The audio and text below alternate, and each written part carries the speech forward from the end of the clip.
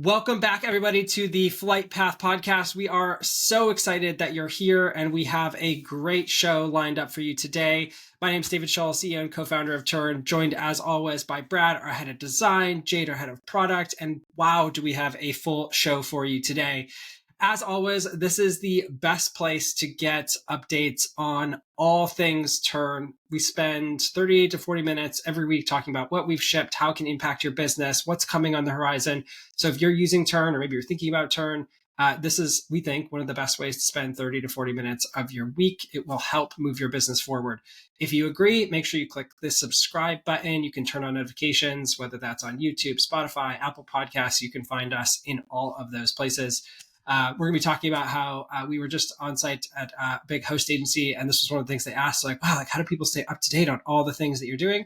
Flight Path is the answer. So you found yourself in the right place. On the show today, we're going to be talking about inventory management, a bunch of feedback that we shipped this week from all of you, new commission rules, and all kinds of other things. But before we jump into that, Brad, how are you doing? Jade, excited to hear how you're doing. How's the week been?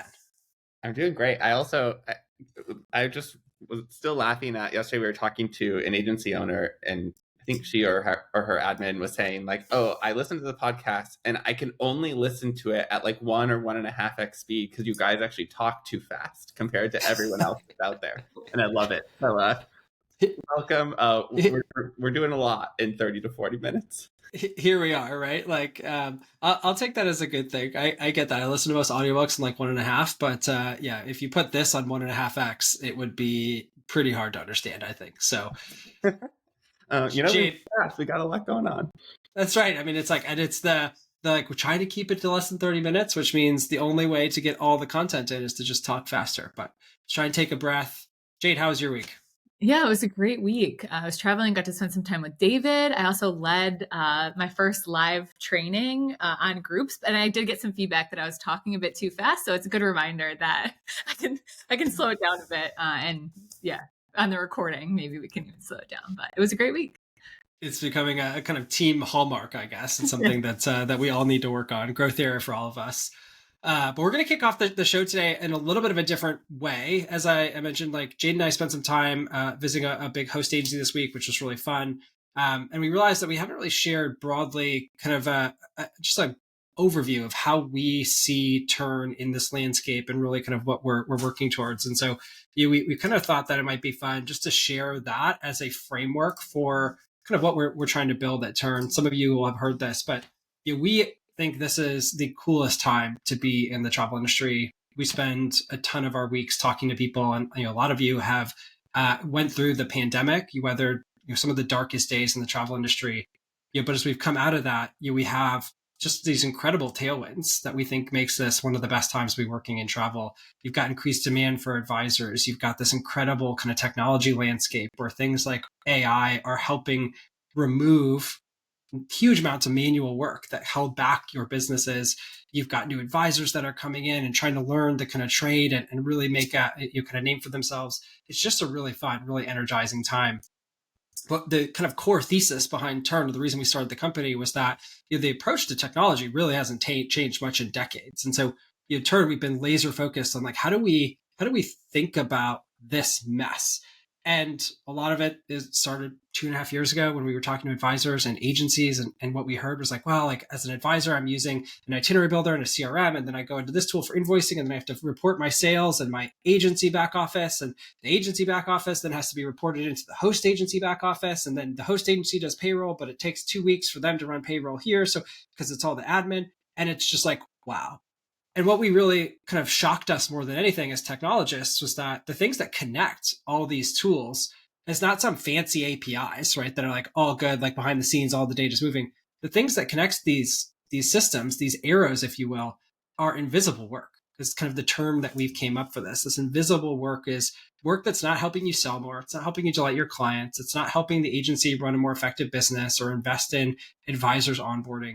It's just work that has to be done for admin's sake. And so as we think about kind of this week and what was really fun about it was like we were able to kind of go and spend some time thinking about the third level of this stack that we are really, I think, now starting to build for. And what we think is that if you take all three of these layers and you start to integrate them into a single vertically integrated platform where we have best in class tools for advisors talking to best in class tools for agency owners. And if that agency is hosted, we've got best in class host tools. The data just flows between them and the efficiency gains are pretty amazing. And that's really kind of the core point of Tern. That's why we're building this platform. That's why how we think about every one of these features. And it was just so cool as we really dug into these processes just to see how not only do we think we'll be able to improve host agency efficiency dramatically, but we think that shows up for advisors. That helps get you paid faster, right? If we can process the statements and get the money moving quicker, that means you're not waiting as long for those commissions. We were shocked with like some of the inefficiencies around unclaimed commissions. It means like you're leaving money on the table. And so by thinking about this holistically and trying to build this single vertically integrated platform, we think it's going to have some pretty exciting ramifications. So wanted to kind of kick off and share that. We really have kind of coined and coalesced around this goal of how do we eliminate invisible work and how do we make you all be more efficient. But Jade, any takeaways that you had before we kind of move on there? Yeah, there were some things that we definitely need to think about as we think about expanding and like adding in this layer, like David mentioned, payout tracking, management and visibility, reporting. So lots of things that we need to work on. But I think the biggest aha moment for me was how that funnels down and supports all layers of Tern.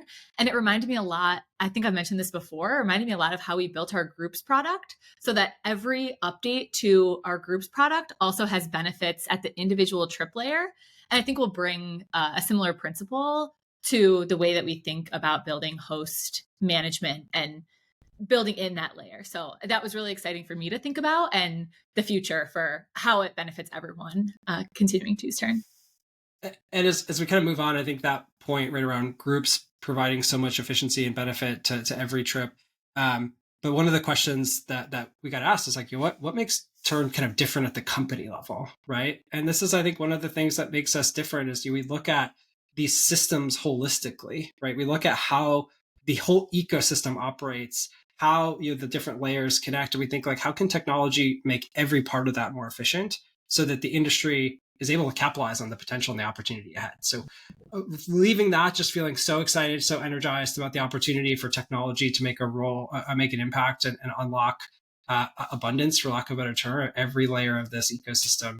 And excited about what's ahead. So with that, we're going to transition into what we actually shipped this week, because it was a lot. We've got some fun demos. And Jade, I think you're kicking us off with inventory management. Is that right? Yeah, that's right. Speaking of groups, a big update this week to groups. We launched the ability to track inventory for room options as a part of your group trips.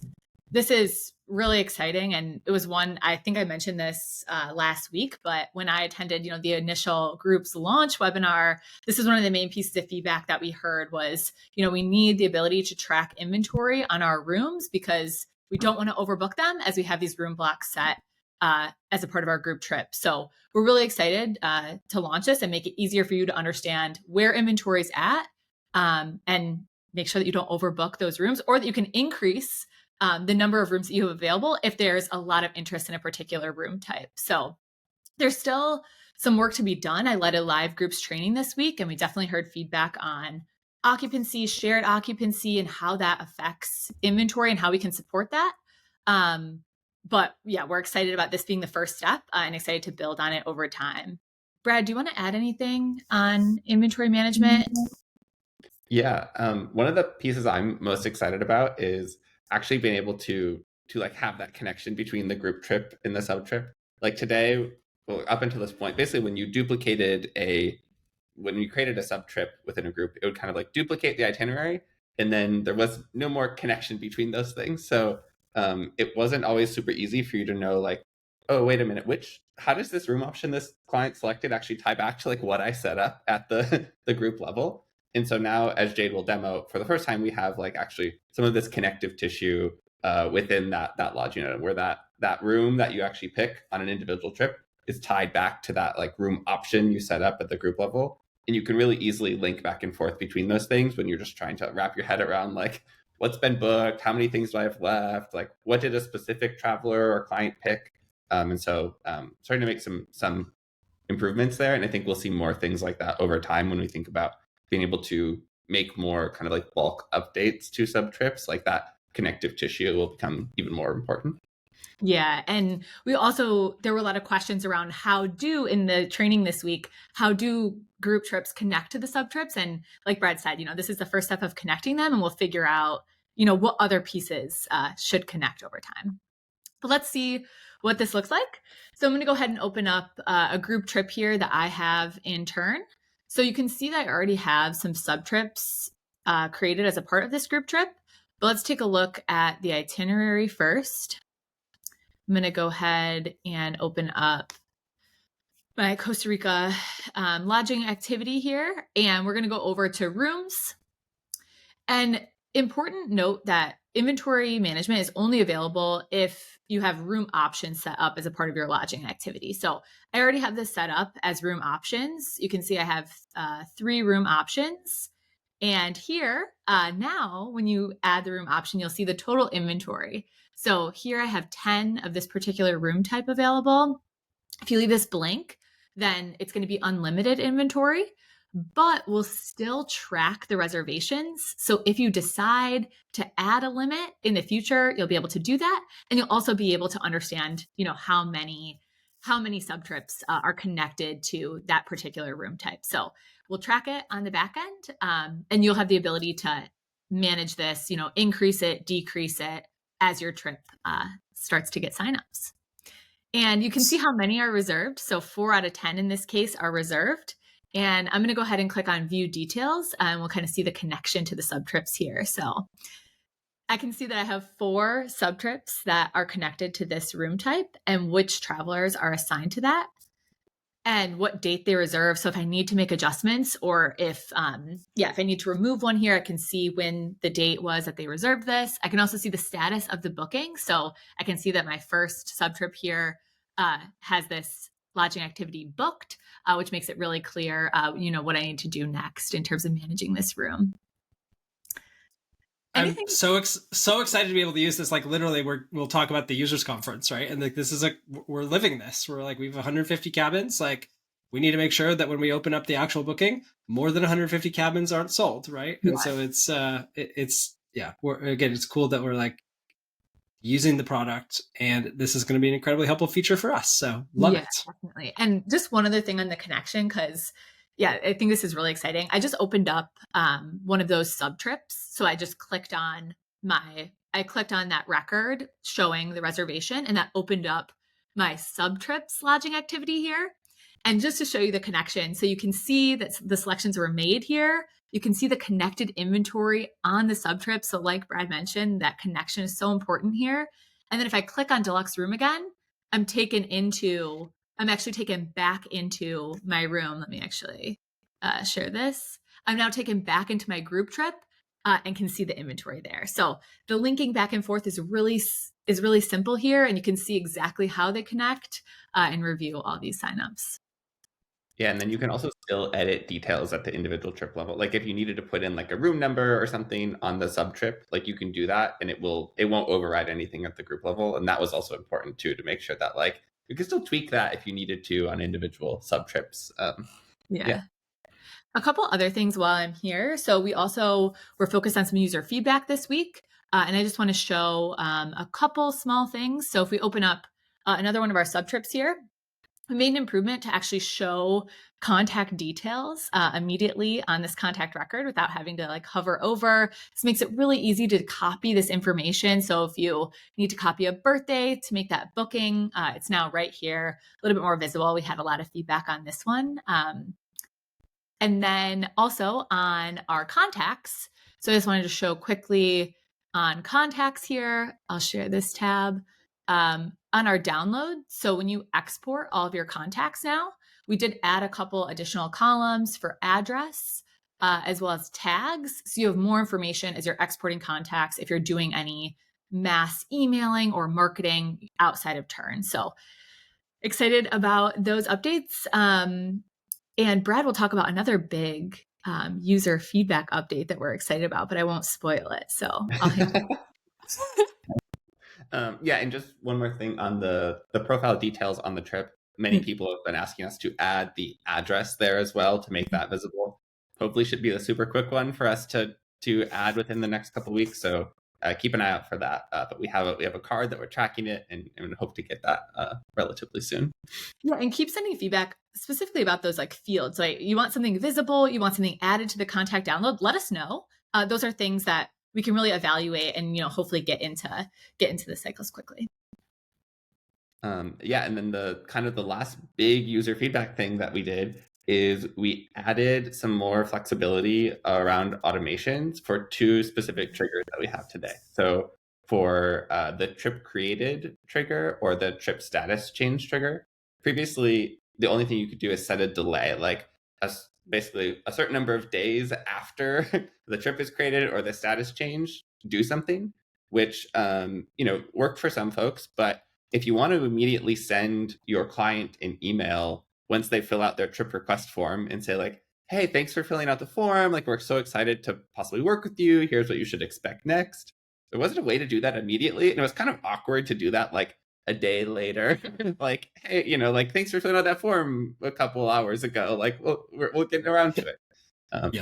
Yesterday, like thanks for filling it out yesterday, I'm definitely on top of it, super fast, right? Like Yeah, so now that will work immediately. And so what we've seen folks do already is set up a workflow that automatically gets applied to all new trips that are created. So any new trip that comes in from a trip request form automatically gets this workflow, and they add an automation to that workflow that is an email that gets sent immediately after the trip is created. And so any new trip request form that gets filled out, immediately your clients get a like, hey, thanks, here's what's next kind of email. You can customize that to include whatever content you'd want. And we should note that email won't send if you manually create a trip. So you don't have to worry about like that workflow automatically getting applied and you create a trip manually and people are like, thanks for filling out the form when they didn't. Like it won't send because there are no travelers with emails on the trip at the time when you create it. So it works pretty well. We're expecting over time probably folks want more flexibility, like on specific forms send this, but not others. But we can of course evaluate those types of requests as they come on. Anything? Such a big one. Just so, and maybe like the thing I'll emphasize that you just said there about is like that form request is a big one. And I think sometimes people go in, especially if you're new to Tern, you like go in looking like, how do I automate on the form? And the way that we think about it here is like you're automating on what the form creates. So since that trip request form automatically is creating the new trip, and the trip request form, to Brad's point, is collecting the key traveler details, you're actually creating the automation based on the trip being created and sending it that way, not like a form submission, which is just like a little bit of a difference than maybe some people expect. So good to emphasize that. Already lots of excitement around this one. I've been following some of the threads in the Facebook community. And yeah, it's exciting to see how this one will get used and make it easier to really make sure that your clients feel like supported and they know exactly what's next as a part of filling out the trip request form.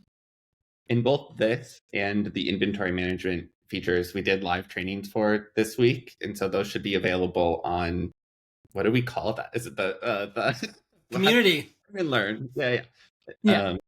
Those will be shared, and we're hoping to do more. We'll talk about some more live training and things like that coming up. So, and just a reminder for that, if you can obviously access that from the Tern and Learn drop down under Help in the app, or you can always just go to community.tern.travel. So it's the community subdomain there. You can access that. We're trying to use that for a lot more stuff. Like you'll see live trainings there. You'll see obviously Tern and Learn. We're also going to be working on putting like all the conferences and events that we're attending in there, happy hours that we may be hosting. So we're trying to do a better job of actually making that a community and not just a place for Tern. So keep an eye on that. Amazing. Okay, so one more big feature that is not shipped yet at the time of recording this podcast, but should either be out later today on Friday or super early next week. So we've made some improvements to basically tracking expected commission and logging, doing like commission reconciliation on the agency side. And basically we're introducing the concept of commission types. To start, we have just like your agent standard rate. or a custom type, and we actually separate those things out. We can flag when something's custom instead of today. Right now, you don't really know, like, is this the amount my agent actually has on their profile, or did they override this and set something else? So that we're super excited about that, and we'll be building out next week ways to have like different types to override things for things like personal travel, or things like referrals between agents or from the agency lead, like details like that. But it's probably one of those things that's easier to show than it is to explain how this all works. So I'm gonna go ahead and share here, and we're gonna start with looking at how you set up rates for an individual agent. And we say rates, and this is because we know that your agent's rates could change over time, especially if you're basing their commission rate based off the booking date and not the date you receive the commission. You want to make sure that like you have a record of what their rate was at the time the thing was booked, so that when you actually go to like process your commission and log their payments, that rate is set appropriately on your end when you're doing the reconciliation. So now you'll be able to add multiple rates for an agent and say which date they're effective. If you don't do things based on booking date, it's just based on when you receive the commission, you don't need multiple rates. You can just have one and just update it whenever your agent's rate changes. Just update it here in Tern, and any new commissions you log will use that standard rate. So yeah, this is kind of the baseline. This is the new piece of setting up rates for your agents. And then what they'll see when they go to log commission is on a booking, a package, anything like that, under the commission section, when they put in an expected commission amount, it will default to their standard rate, and it will show them which of those standard rates it's using. Again, if it's based on booking date, this could be different over time. And so we'll show your agent whatever description you provided them. And then also we'll lock that split field. So if they pick standard, that split is automatically set and they can't override it there. If they do want to override that for some reason, they can pick custom, and then they can type in a custom amount. And so that will still allow you, especially for now, like if you have specific reasons why agents might need to put in a different amount, for you to be able to still have them put that in. And then we'll flag that to you when you go to reconcile to make sure you know that it's custom, and you should actually review that before just hitting submit, basically. And then on your side as the agency, when you go to process commission, just show quick here. You'll see here, like in that case, I had a custom amount. So you can see this banner that says like, hey, this is, they reported a custom amount. It's not auto-filled. So if I add a payment here, we'll actually just default it to standard, assuming like that's probably that's the safest bet is their standard rate. And then you could say, okay, actually, I do want to accept whatever their custom amount is that they put in. But it will default to standard. And again, that's based on the booking date. So this is using their standard rate as of February 7th, which we can see somewhere over here is the most recent one. It's after February 5th. So we'll provide many more like help center articles, maybe even do a live training on something like this too. But the foundations are there to have a better, like a more streamlined approach for commission reconciliation. And yeah, excited to keep building this out over time to try and save you as much time as possible when you're reconciling. This is so cool. I'm just like, it's just fresh in my head, right? That this like the kind of workflows, right, that we've seen from these other places, and like that idea of like you sort of trust the agent, which generally is right, but like it's just hard as an agency owner to have visibility into like what was this for, and like how did this change over time. And so that paper trail of being like they started at this rate, they graduated to this rate because they were like a top producer, then they became like an agency owner, like having that full paper trail there, and then like being able to just communicate to the agency owner like, hey, this was a custom commission, like make sure this feels right. It's just really, really slick. It's like really cool to see that. And it looks so smooth and so slick. Brad, was this easy to build and identify requirements for? Yeah, maybe some other time we'll do a behind the scenes look at the like mocks and flows where we're like connecting all the dots here. It's quite complicated behind the scenes, just making sure like at the right time in the right place for setting the right amount and overrides that work the right way, and like yeah, it's been breaking our brains for the last couple weeks, and shout out to the engineers who've been working tirelessly to get this all right and to make sure it all flows. Yeah, there's a lot going on behind the scenes, but like feeling really good about it working basically exactly as folks would expect it to. Yeah. I mean, Brad mentioned we do have a live training coming up this Wednesday where we're going to talk about getting started with Tern. And the second half of that will actually touch on some of the agency setup. So we'll definitely cover this new feature in that live training. So if that sounds interesting, go over to the community and make sure to sign up for that one. So cool. I think and like through the live training, being able to dig into that and just like thinking through, I mean, to the point that Brad, you just made at the beginning, we open up with this like grand vision, right? Of like, take this super complex web of tools and integrate them into one tool. And that is really hard, right? And so like this is another thing I think that like is Tern superpowers, like just the relentlessness to like, we will keep banging our heads against this problem until we figure out how to like make something feel elegant and simple, and like how we can actually make it flow across these different user types. And then we will iterate on it, because we will probably not get it perfectly right the first time, but we will iterate on it. We will learn, we will keep going. And that's how we think we get to that end state. And so it's really cool to see these features come. I think we've got more coming. We'll continue to build out that kind of sophistication on the commission layer. And again, the goal is like increase efficiency, give people time back, shrink the time to payment, right? If we can cut 2 weeks of admin time out, that means like people can get paid faster, right? Which we think is really exciting. So Jade, you sort of alluded to this, but we've done some new stuff. We talked about some of the trainings we're doing. We've kind of announced this week a new support model that we're adding. It's additive, not replacing our existing support. But do you want to talk a little bit about that? Yeah, I'm really excited to get this out there. But yeah, we're launching live trainings. And so this week we had live trainings on Tuesday, Wednesday, and Thursday. And that's possible because we've introduced this new community expert program, and we've brought on Chloe Oxford, who many of you know, and who has been doing Tern community building and support for a long time. But we brought her on in a more formal capacity to help us out and really be able to scale these live trainings and promote them to all Tern users and not just in the Facebook community. So yeah, Chloe led sessions on Tuesday and Thursday, went over some of the new features with large groups. We had so much interest. There were like over 60 people in Chloe's session last night. There were over 100 people in the session on Wednesday. So lots of interest, and we're really excited to make sure that the topics and these conversations can support you as we launch new features and as you bring on, new members of your teams and new users come on. And we'll be upping the Zoom limit because on Wednesday we hit the Zoom limit. So sorry about that for anyone who tried to get in. We'll be doing that. And I think this is just so special, right? I mean, like Chloe's been, and if you're in the Facebook group, you see her just all the time, like sharing best practices, coming up with workflows. Like she's just been doing this for so long, and we're like, we gotta recognize that. We gotta help amplify that however we can.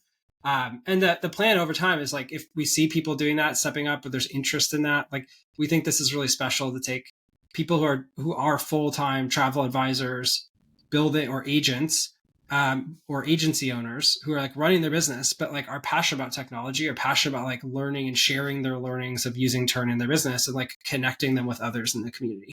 And we think if we can be a catalyst for that, it's really special. So I'm super excited about that. We're also continuing to invest in our support. I think we've shared this on the podcast before. Like we 15x the number of users on Tern last year, and we still have Brooklyn and Ellen in the queue, and they've done an incredible job. The AI tools helped, but like, it's time that we grow that. So we will be over doubling the team size. Hopefully in the next month here, you'll start to see some new names in the queue. And that'll really let us just continue to provide the top tier, best in industry support that we're committed to. We always say it's not enough just to have great technology. You have to combine that with world-class support. And that's what we're committed to. So stay tuned on that front, but a lot of exciting moving parts. And that brings us to the final segment, which is what's coming up next week. We've spent 29. You can feel that it's been a pretty good busy, productive week at Tern. 29 minutes in, we're just now feeling like we covered a high-level overview of the key things we shipped. What are we working on next week? Brad, you want to kick us off with a project I think people are going to be pretty stoked about? Yeah, I think we hinted at this last week and realized recently in our feedback tool that we had 2 posts about this. I merged them. There's something like 350 or 400 upvotes on this. So yeah, people are excited, but it sounds really boring as a project. We're separating dates and times on activities in Tern.